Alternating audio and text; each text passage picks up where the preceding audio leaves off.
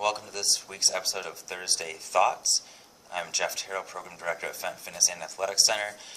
So tonight I'm just going to go over, as it's sitting here December 29th, almost going into the new year here in 2017.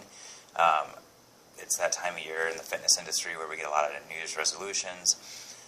One of the biggest, things that people resolve to do is, improve their health, improve their fitness. And so I want to talk about some practical ways to actually do that and make that happen long term.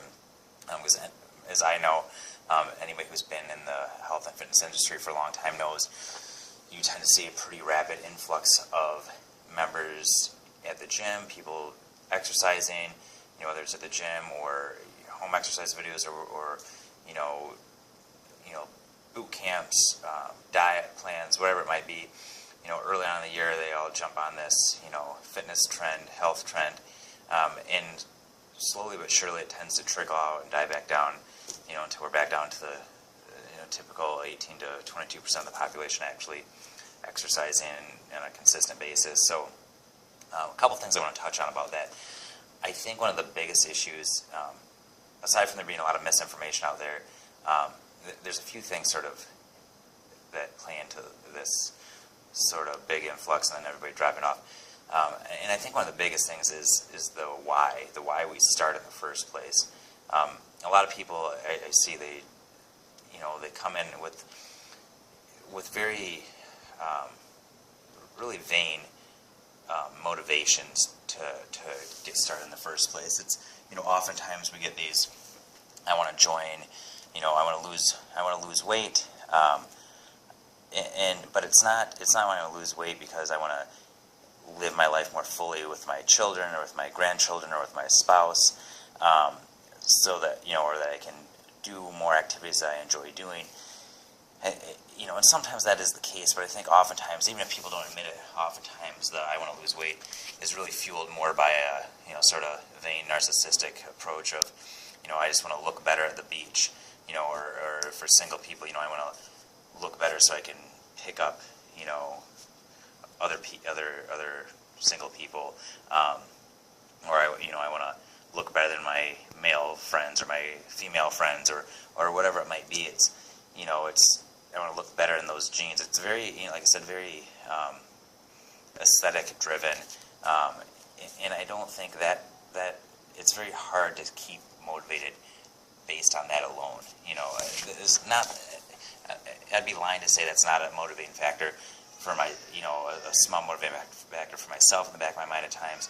And there's nothing wrong with having that be part of your motivating factor. But if that is the sole reason, there's going to be times where, sleeping in, skipping the gym, having an extra few drinks, having a few more pieces of pizza, those things are going to trump your, your temporary desire to see your abs a little bit better, or have your skinny jeans fit you a little bit better. So I think those things should not be our primary motivating factor. I think we need to find a reason, like I said, so that you can keep up with your kids, be a better example for your kids, do more things with your spouse that they will enjoy, be able to do,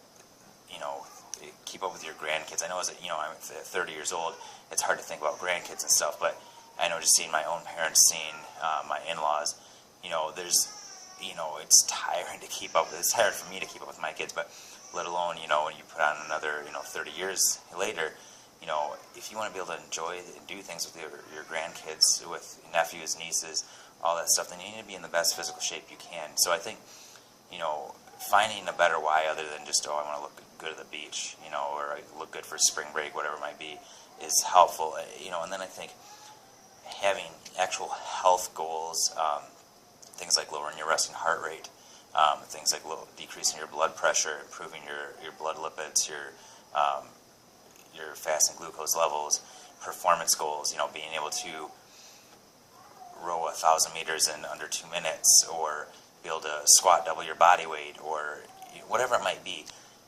Performance goals are a much better marker of progress and success. Decreasing your waist circumference. For men, you have a great improvement improvement in health if you can get your waist under 38 inches, for women like 36 inches.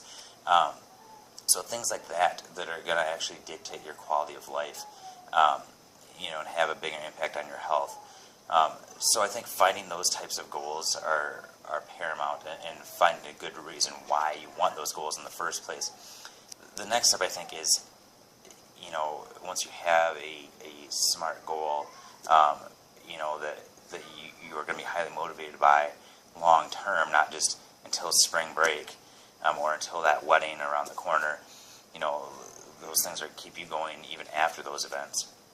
I think so you need to create some actionable steps. So some things, my goal might be I want to, get my resting heart rate, down to 60 beats a minute, or decrease my blood pressure, or, decrease my waist circumference by 3 inches, or lose 5 pounds of body fat. There's nothing wrong with that type of goal.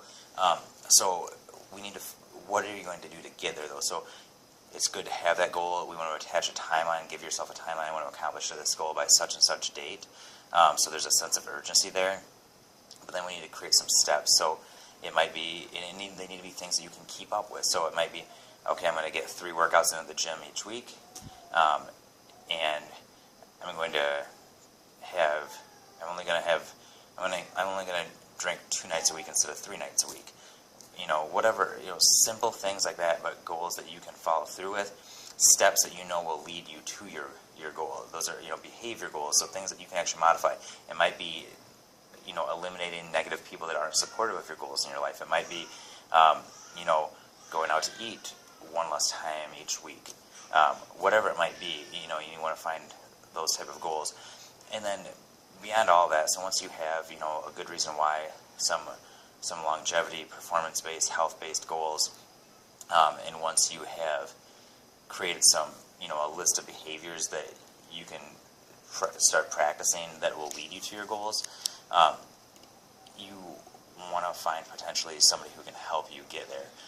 Like I said at the very beginning of the video here, there's a lot of misinformation out there. There's still people that, perpetuate, common lies like you need to eat, 5 or 6 small meals a day, or you can't eat before going to bed, you can't eat late at night, that sugar makes you get fat, paleo diets are better than other types of diets, that you need to do cardio to lose fat, things like this that, have unanimously pretty much been refuted by, evidence-based research, peer-reviewed journals, so you want to find somewhere that has qualified staff, trainers, coaches, who not only, look the part, but know what they're talking about, have practiced it, have been successful with multiple clients, have been established for, multiple years, decades under the same ownership, somewhere you can trust and get the support you need, and then surround yourself by people in your life that are supportive of your goals as well, and try to be around them as much as you can,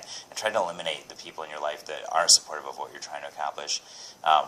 Hopefully we'll see some of you that aren't currently members of the gym here in the new year, and we look forward to helping you guys change your lives. Thanks, have a great night.